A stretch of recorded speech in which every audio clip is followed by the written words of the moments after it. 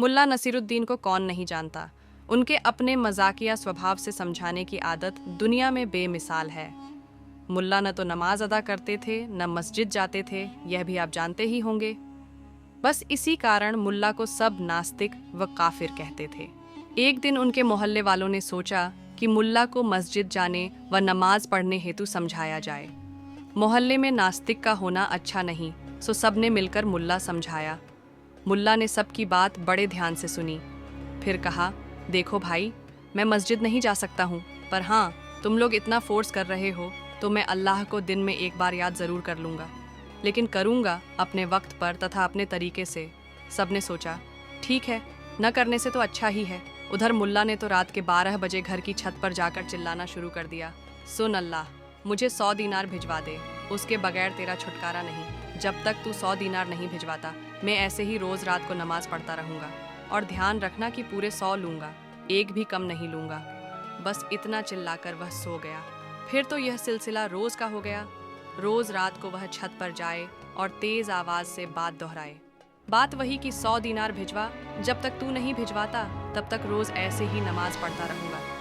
यह अजब नमाज हुई, और वह भी ऐसी अजब कि मोहल्ले वालों की शामत ही आ गई। उनकी रातों की नींद हराम हो गई। रोज़ रात मुल्ला चिल्ला चिल्ला कर पूरे मोहल्ले को उठा देता था, और ऊपर से इबादत भी बेतुकी व ऊँट पटांग। इससे तो वह नास्तिक ही अच्छा था। सब मुल्ला को समझाकर पछता रहे थे।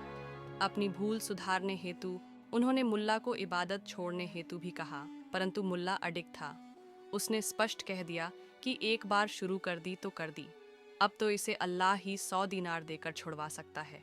अब अल्लाह क्यों 100 दीनार देने लगा? तकलीफ में तो बंधे थे, सो वे ही आगे आए। सबने मिलकर इस मुसीबत से छुटकारा पाने हेतु एक मीटिंग बुलाई।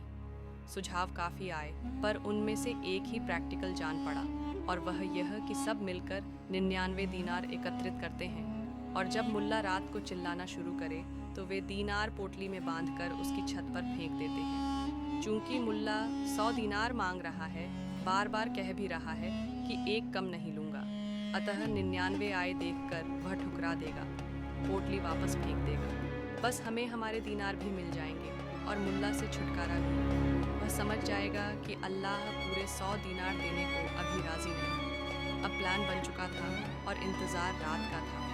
बस रात को मुल्ला ने जैसे ही चिल्लाना प्रारंभ किया कि अल्लाह पूरे 100 दीनार लूँगा, एक कम नहीं लूँगा, कि योजनानुसार 99 दीनार से भरी थैली मुल्ला की छत पर फेंक दी गई। मुल्ला तो खुश खुश हो गया। उसने झट से थैली खोल दीनार गिनने शुरू किए, लेकिन यह क्या, ये तो 99 है। उसने 2-3 बार और गिने, पर थे 99 ही। खैर, कोई बात नहीं। उसने दीनार फिर थैली में भरे और थैली हवा में उठाता हुआ बोला, वाह रे अल्लाह, तू भी प्रोफेशनल हो गया है। एक दीनार थैली का काट ही लिया। इतना कहते कहते उसने थैली जाकर अलमारी में रख दी और सो गया। उधर मोहल्ले वालों को तो समझ में ही नहीं आया, यह तो दीनार ही चले गए।